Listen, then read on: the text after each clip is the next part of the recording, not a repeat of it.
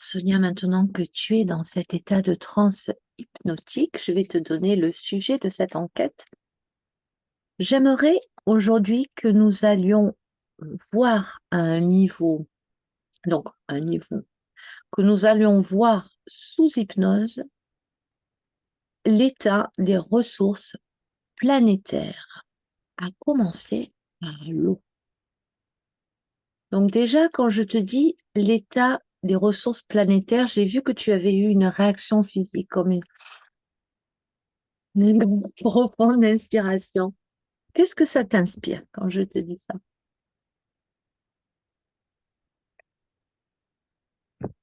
Dès que tu m'as dit ça, j'ai vu de l'eau qui coule, des torrents, mais de l'eau qui coule abondamment.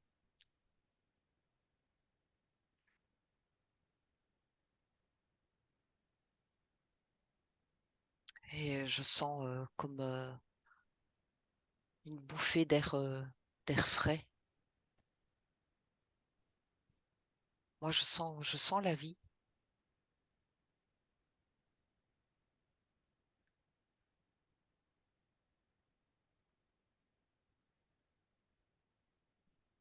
Mhm. Là, je vois la terre. Par contre, là, je vois de la terre craquelée, fissurée. Il y a comme des contrastes importants dans ce que je perçois. Tu vois, là, je voyais de l'abondance d'eau et puis j'étais dirigée vers une image de terre séchée avec une fleur toute jaunâtre qui est en manque d'eau. Il y a des contrastes.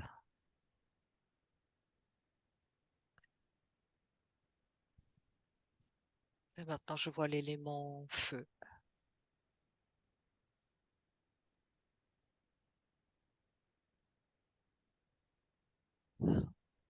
Alors, avant d'aller voir cet élément feu, j'aimerais que l'on explore ces contrastes, justement. Le sujet de cette enquête étant les ressources planétaires. Est-ce que tu vois un équilibre entre un endroit, d'après ce que j'ai compris, où il y aurait trop d'eau et un autre où il n'y en aurait pas du tout? Est-ce qu'il y a un équilibre qui te crée? Est-ce qu'on peut parler en ces termes-là? Parce que ceux qui n'ont pas d'eau, ben, ils n'ont pas d'eau, donc c'est compliqué. Ceux qui ont trop d'eau, c'est compliqué aussi. Donc, qu'est-ce qui se passe dans les ressources là? Allons chercher Alors, plus loin de la compréhension. Ouais. c'est de ce que je vois là pour le moment, c'est comme si il y avait des zones compartimentées, c'est fragmenté.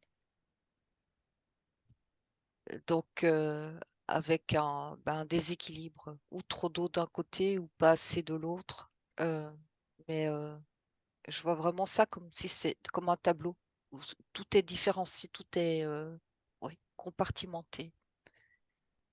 Et ça me donne cette impression que ces barrages, enfin, je sais pas comment on peut expliquer, ces limitations sont occupées de céder pour que la vie s'écoule de façon normale et harmonieuse. Attends, Alors là, mais ça, attends, excuse-moi, je te coupe. De quelle limitation tu parles? de l'image que j'ai d'un tableau, tu vois, c'est comme un tableau, un grillage. Ce sont comme des compartiments. Et dans chaque compartiment, ben, c'est comme s'il y avait une région, un pays. Mhm. Et avec ces contrastes d'images, un compartiment, il y a beaucoup d'eau. Là, je vois la terre sèche. Et, euh, et j'ai cette impression maintenant que ces compartiments, enfin ces délimitations énergétiques sont occupées de céder pour que l'eau, tu vois, d'une case puisse se répandre sur cette terre aride et D'accord. former quelque chose de plus uniforme en osmose. Alors, quel est le phénomène qui se produit pour que ces barrages cèdent? Qu'est-ce que tu perçois? Mais ça me parle de la force de la nature qui reprend ses droits, tu vois, elle me montre comme si elle faisait céder des ponts, elle, ce qui est artificiellement, ce qui est installé artificiellement pour la contrôler, pour la dévier, pour la contenir. Toutes ces constructions, c'est comme si ces constructions allaient céder.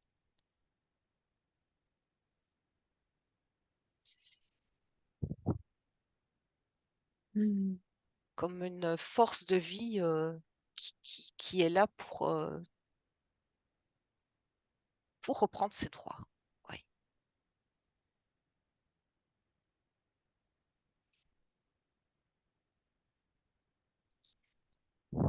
Là, je vois de la pluie qui tombe, euh, mais beaucoup de pluie, pluie très forte. Mais c'est comme dans un but de rééquilibrer. Comme si en finalité, je vois dans toute cette image, ce tableau, où je vois comme des images compartimentées, les compartiments n'existent plus, c'est comme si je voyais une grande pelouse partout, pelouse verte, bien verte.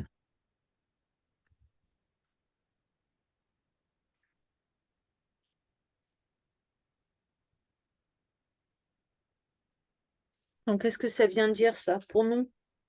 Pour nous, le vivant sur la planète, humains, animaux, végétation. Oui, il y a une notion de devoir s'adapter à des changements, on fait partie aussi de ce rééquilibrage, puisque on est, euh, on est sur Terre, on est dans cet élément, donc on est impacté aussi.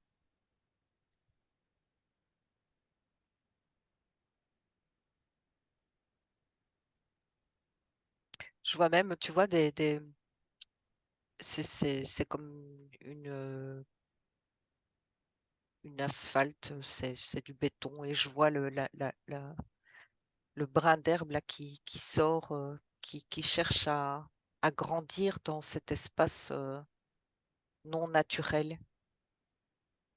C'est vrai qu'on peut l'observer, ça, c'est assez incroyable. Quelquefois, la végétation qui l'asphalte, c'est incroyable. Oui, partout où la vie, c'est moi j'ai cette sensation d'une vie qui veut reprendre ses droits, qui veut montrer qu'elle est là. Elle est là et elle sort de terre.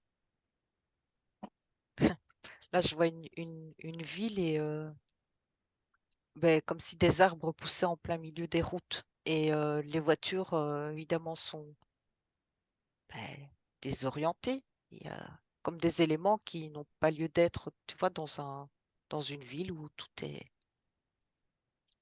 cadré, aligné. Il y a ces deux images qui se superposent et qui donnent une impression ben, de surprise, d'inattendu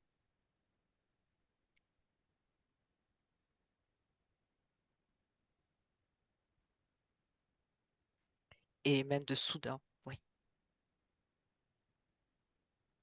Bon, j'aimerais qu'on revienne sur les ressources de la planète, les ressources pour le vivant. Donc, nous, les humains, bien sûr, les animaux, nos animaux de compagnie ou des animaux, enfin bon, tout le vivant. Ben, on va prioriser sur l'humain parce que sinon, on peut pas tout balayer dans une enquête. Mais en tout cas, au niveau des ressources, c'est-à-dire l'eau, donc tu l'as expliqué, qu'en fait, c'est en train de s'équilibrer, c'est ça?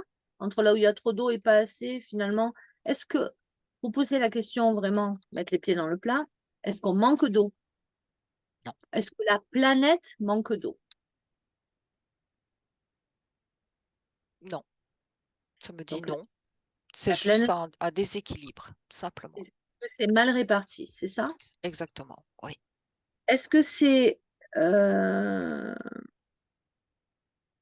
ça, depuis que je sais pas depuis que le monde est monde, mais depuis qu'on le sait en tout cas, il y a tout, on connaît les régions où il pleut tout le temps, d'autres il pleut jamais, ça a toujours été le nord, le sud, bon, etc. On le sait. Néanmoins, on a tous peu ou prou entendu parler du projet HARP. Est-ce qu'il y a un incident, une incidence sur la météo, sur cette histoire de répartition de l'eau ou pas? Oui, parce que ça me parle de contrôle, comme de maintenir par des moyens artificiels un contrôle sur la nature. Et il y a quelque chose qui revient là, c'est en rapport avec l'agriculture. Il y a comme une volonté d'assécher, tu vois, d'appauvrir, parce que j'ai même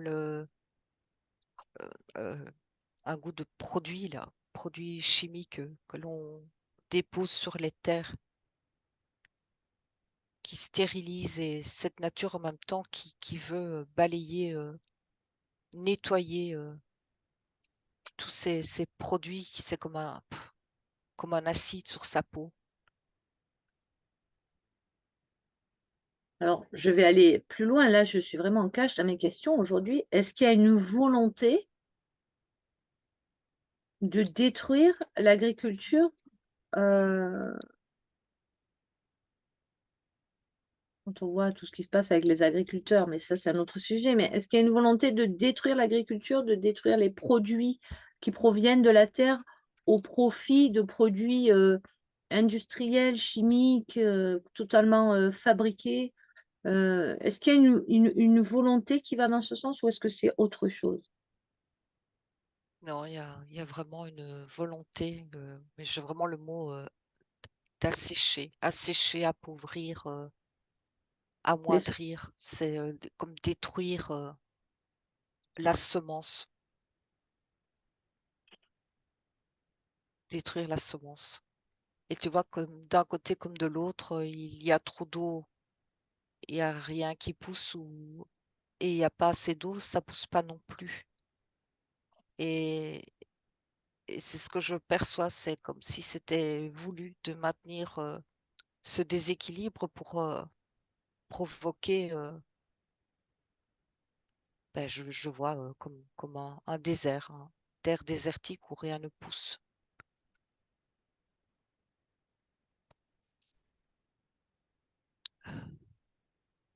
Il se passe quoi après, quand on n'a plus rien à manger qui vient de la terre?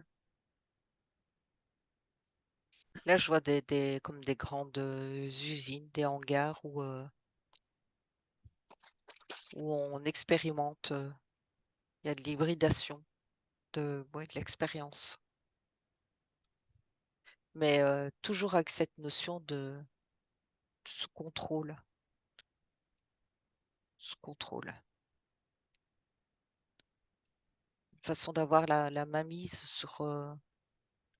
ouais, sur ce que on va ingérer.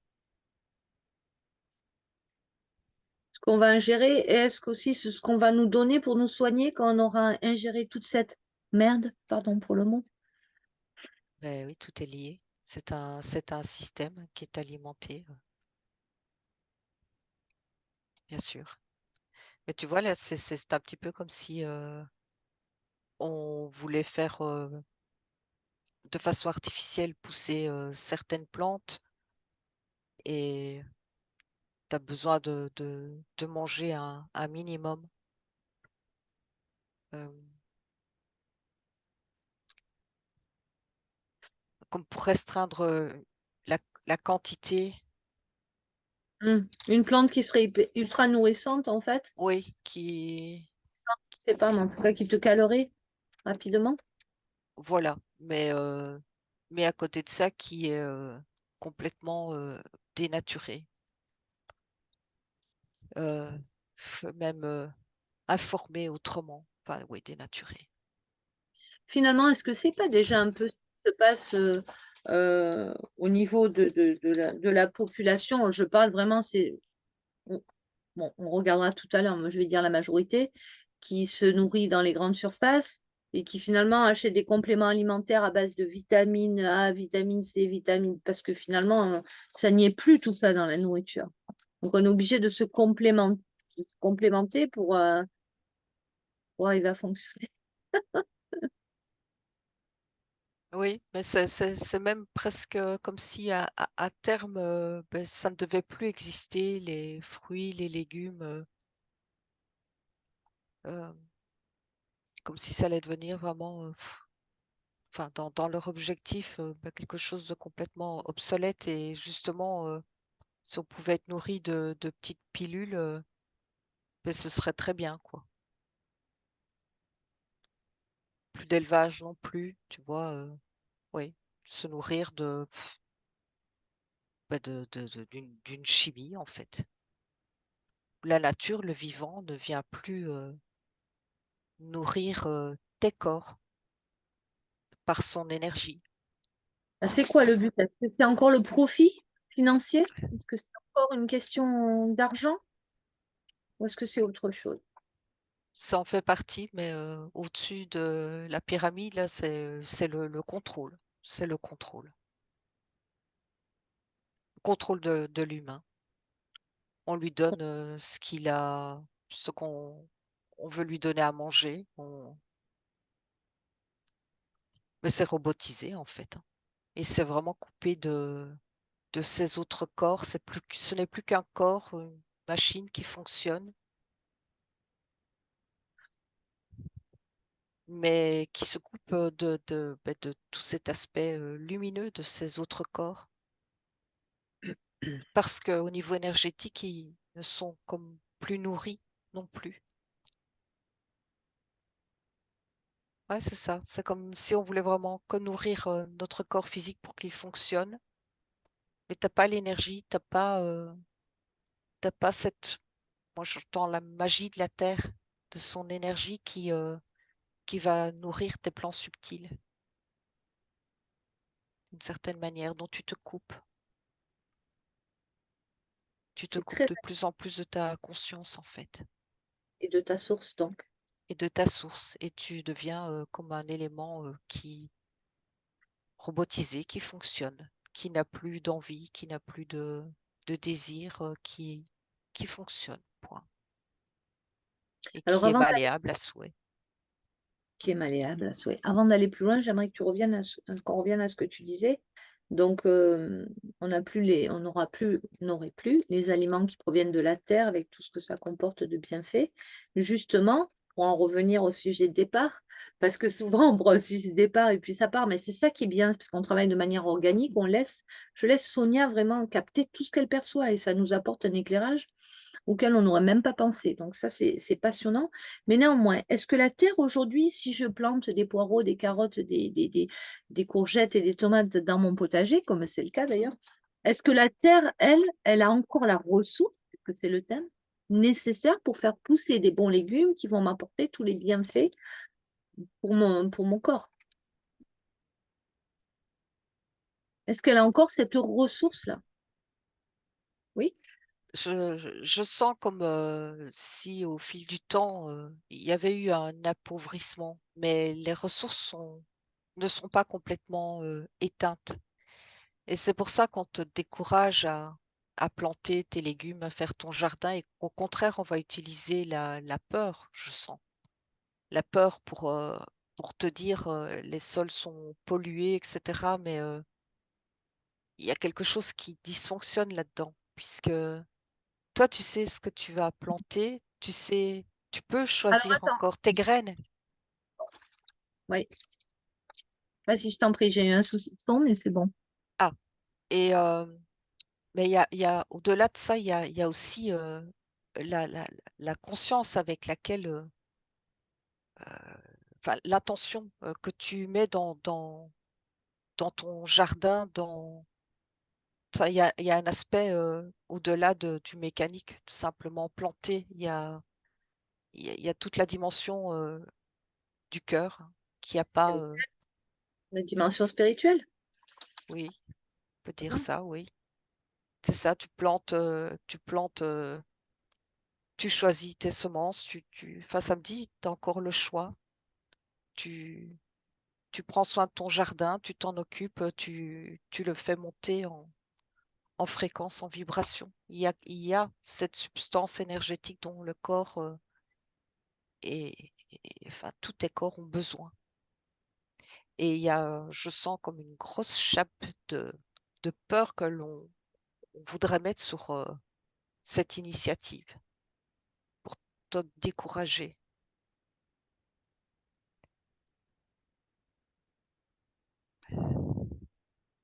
Et qu'est-ce que tu perçois il y a des personnes qui pensent qui ne mangent pas dans les supermarchés, par exemple, mais qui disent aussi que de toute façon, même si tu fais pousser tes légumes, la pluie est empoisonnée, la terre est empoisonnée, donc de toute façon, tu seras empoisonné quoi que tu fasses, que tu ailles chez le supermarché du coin ou que tu fasses ton potager. Qu'est-ce que tu perçois, toi, de cette information-là, Sonia? Mais c'est que celui qui dit ça, il a oublié toute la dimension spirituelle du vivant. Parce que non, même si la Terre est polluée de façon générale, ce que tu fais planter, tu en prends soin, tu y ajoutes, euh, en fait, tu établis toi-même l'équilibre dans ce que tu fais pousser. Et ce qui n'a rien à voir avec le même légume qui va être cultivé en masse avec un tas de produits. Ce n'est plus du tout la même chose. Mais c'est vraiment, c'est parce qu'il y a vraiment cette volonté dans le collectif de faire passer l'information que mais qu'on a ou pas le droit ou tout est bon pour plomber cette initiative parce que c'est euh, notre porte de sortie. Ben, à Nous commencer par les soutenons. d'eau. Moi, je reçois des courriers, on me dit attention, faut pas trop arroser, faut pas arroser. Ou l'été dernier, il fallait pas du tout arroser. Donc, à partir du moment où tu n'arroses plus, ben, tu n'as rien qui pousse. Oui, puis là vient l'image des poules. Il y a une histoire avec les œufs aussi. Où on te dit que les œufs de ton poulailler sont contaminés. Ils agissent vraiment sur la peur pour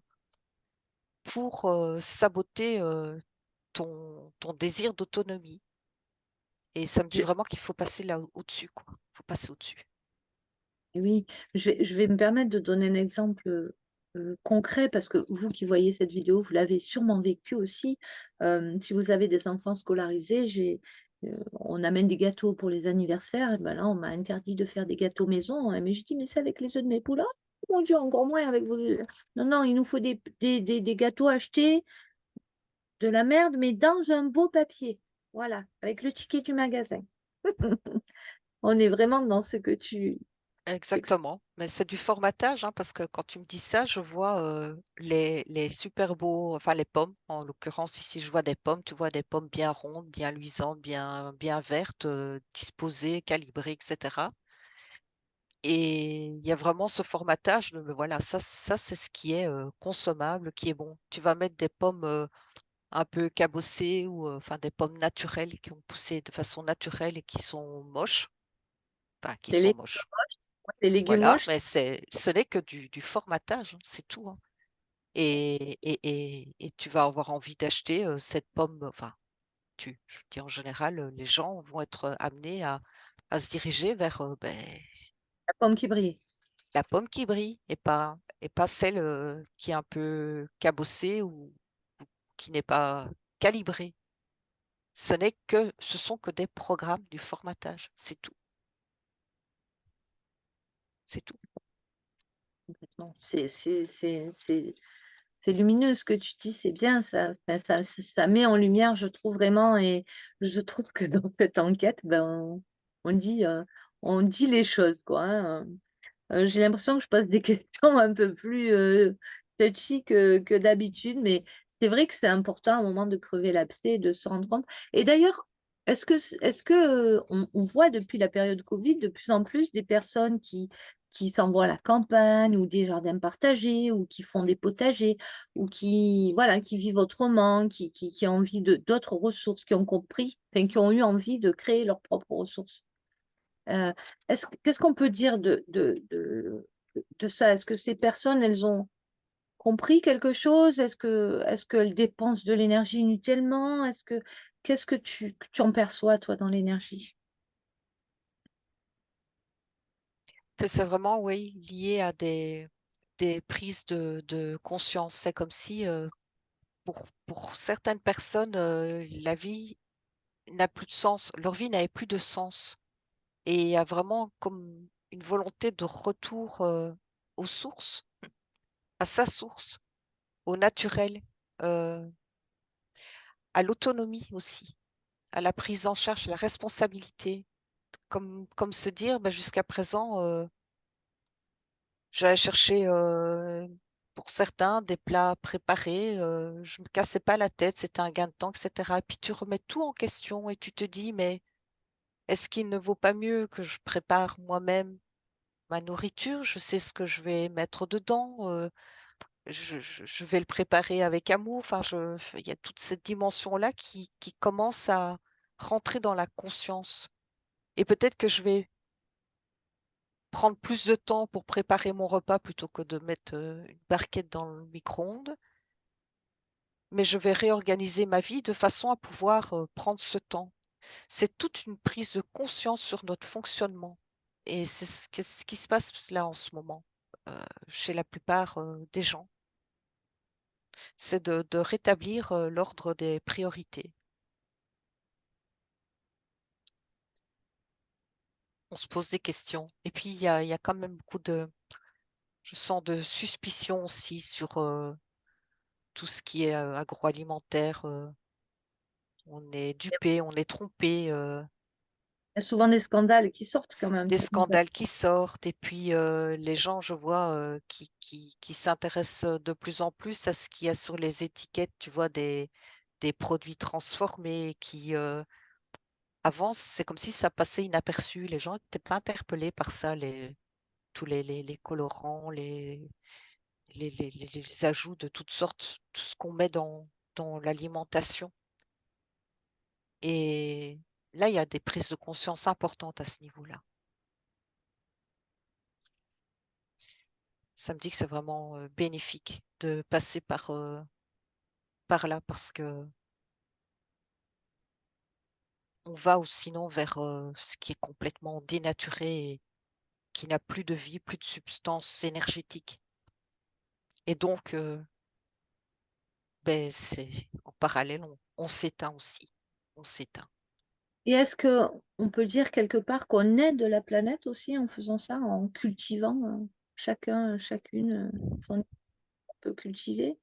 Est-ce que ça permet aussi de préserver la biodiversité? Et puis il y a l'histoire des abeilles aussi. Albert Einstein disait qu'en quelques années, il n'y avait plus d'abeilles, ben, il n'y avait plus d'humanité. C'est peut-être plus vrai aujourd'hui parce que justement, c'est remplacé par les produits industriels, mais ça, c'est un gros souci, le souci des abeilles aussi.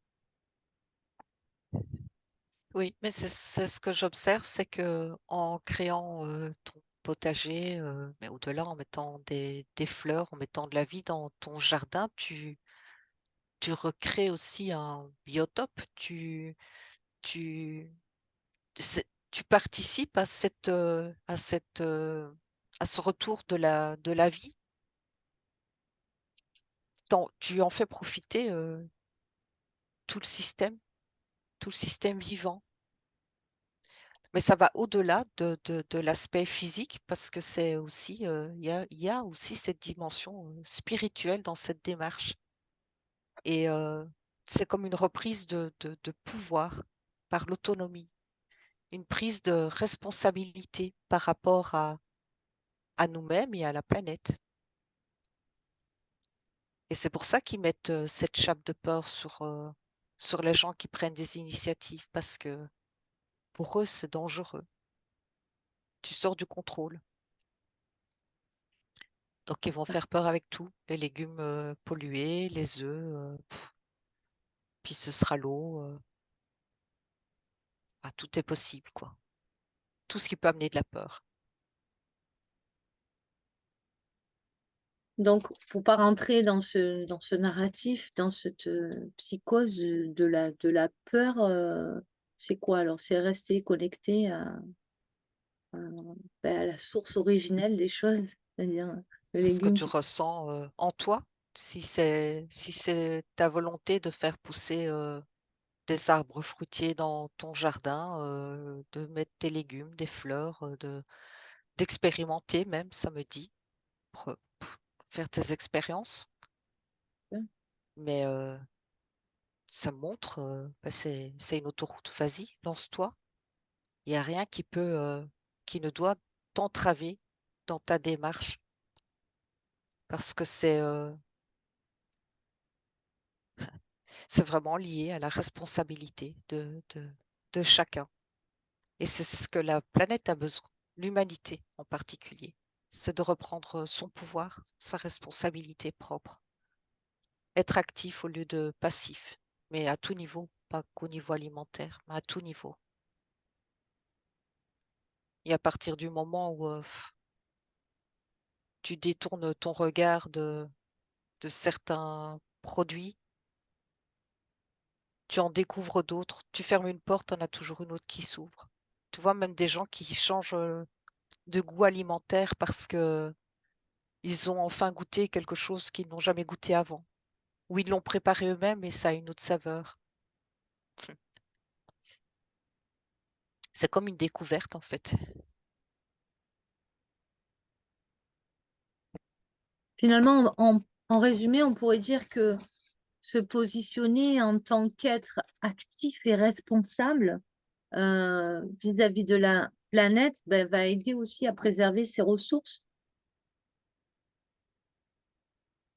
Oui, et à maintenir Mm. la vie à tout niveau. La vie, je vois la vie végétale, animale, à garder cet équilibre précieux.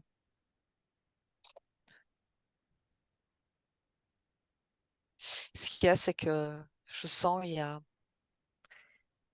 a vraiment une pression au niveau agroalimentaire. Tu vois, comme si on laissait pas le choix non plus aux agriculteurs. On leur impose, euh, on leur impose des solutions, enfin Des normes, des des façons de chartes. faire, des normes, etc. Et je sens quand même de la détresse, hein, parce qu'il y a comme pour certains ils sont pas à l'aise avec ça. Certains agriculteurs, ils sentent qu'il y a plus cette dimension de l'amour de la terre, de cette connexion à la terre, que la terre, elle devient comme un esclave à qui on ne demande pas son avis. On lui dit fais ça, fais ça. Et ça commence à ne plus coller pour certains qui se détachent de ce système.